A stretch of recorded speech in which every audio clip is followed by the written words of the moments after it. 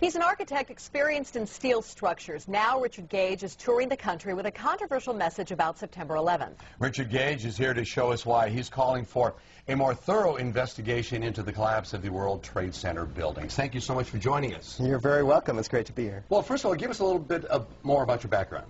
Well, I'm an architect of 20 years, a member of the American Institute of Architects, and have been studying steel-framed, fireproof buildings for about that long. We ask that for clarification because as we get into this, we want people to make sure that you're not just somebody with a wacky idea. Right. Okay? You come with some science to you.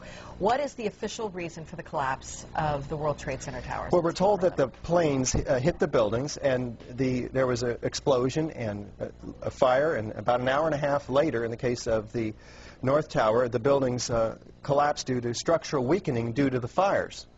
The problem is that we don't have large gradual deformations associated with collapses, and fires in high-rises have never brought down a steel frame high-rise building at all, ever. And what we have, unfortunately, is the evidence in the Twin Towers and the third skyscraper to collapse that day, which most people don't know anything about it. We have the evidence of the 10 key features of controlled demolition.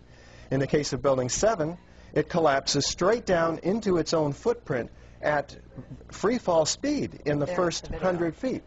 It's dropping, as you can see, symmetrically, smoothly, at free fall speed.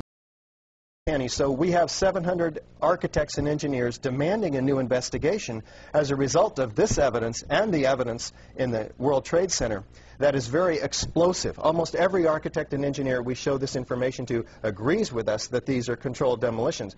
If we can get them to look at the information, because obviously the implications of a controlled demolition are dark for our country, because that means somebody besides Al-Qaeda was involved, because these have to be easily 3 of the most highly secure buildings outside the Pentagon. Now, okay, well, we have an enemy here.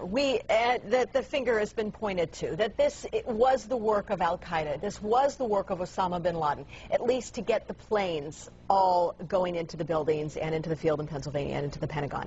Is there no way that they then could still be the enemy that placed those in the buildings first and then did the incendiary device via a plane second? Right.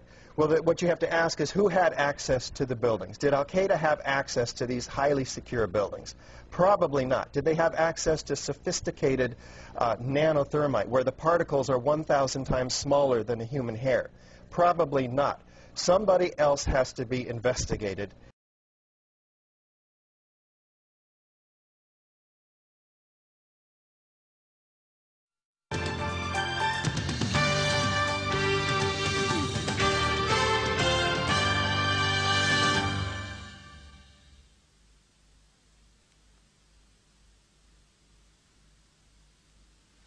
So schnell werden diese Bilder nicht aus dem Gedächtnis verschwinden. Ein Albtraum wie aus einem Hollywood-Film ist Wirklichkeit geworden. Massenmord am amerikanischen Volk, offenbar ausgeführt von fanatischen Fundamentalisten. Zielgenau rasten gestern die beiden Flugzeuge in das World Trade Center. Ein drittes hatte wenig später das Pentagon zum Ziel. Die Zwillingstürme in New York, Wahrzeichen der US-amerikanischen Wirtschaftsmacht, konnten der heimtückischen Attacke nicht standhalten. Das Gebäude hatte keine Chance, sagt ein japanischer Wolkenkratzer-Architekt. Und damit auch die Menschen nicht.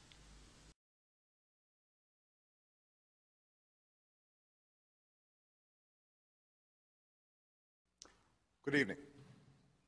Tonight, I can report to the American people and to the world that the United States has conducted an operation that killed Osama bin Laden, the leader of Al-Qaeda, and a terrorist who's responsible for the murder of thousands of innocent men, women, and children. It was nearly 10 years ago that a bright September day was darkened by the worst attack on the American people in our history. The images of 9/11 are seared into our national memory. Hijacked planes cutting through a cloudless September sky, the Twin Towers collapsing to the ground.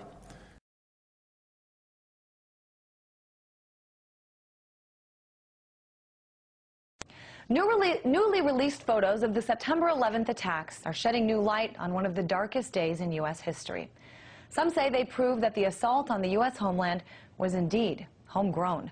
Joining me now from our New York studio is Manny Badillo with We Are Change. Manny, talk to me about these photos and how you think that this is evidence that 9/11 was an inside job.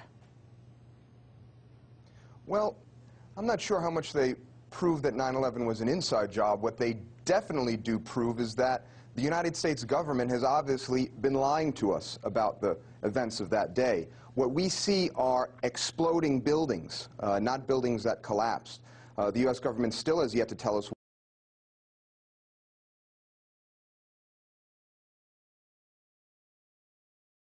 You're joining us from Beirut in Lebanon. Doctor, as always, it's good to have you with us. Numerous scenarios suggest that 9/11 might have been the result of an inside job in America. Mr. Obama is not unfamiliar himself with these stories. Why is it that they resist hearing about this other side of the story, so to say? Why is it they always want the public in America to believe in their version of the scenarios?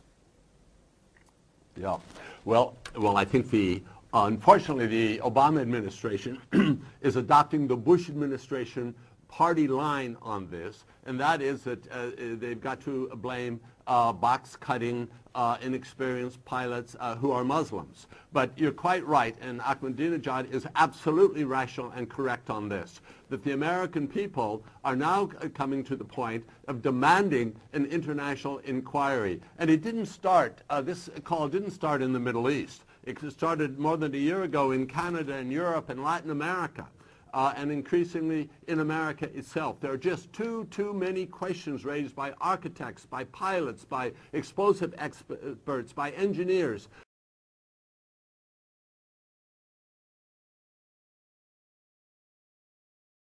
And finally, Julian, who do you consider to be your number one enemy? Well, our number one enemy is ignorance. And I believe that is the number one enemy of everyone. Is not understanding what is actually going on in the world. It's only when you start to understand that you can make effective decisions and effective plans. Now, the question is, who is promoting ignorance? Well, those organizations that try to keep things secret, and those organizations which distort true information to make it false or misrepresentative. In this latter category, it is bad media. It really is my opinion that the media in general are so bad, we would have to question whether the world wouldn't be better off without them altogether. They're so distortive to how the world actually is, that the result is we see wars and we see corrupt governments continue on. One of the hopeful things that I've discovered is that nearly every war that has started in the past 50 years has been a result of media lies. The media could have stopped it if they had searched deep enough. If they hadn't reprinted government propaganda, they could have stopped it. But what does that mean? Well, that means basically populations don't like wars. And populations have to be fooled into wars. Populations don't willingly and with open eyes go into a war. So if we have a good media environment, then we'll also have a peaceful environment.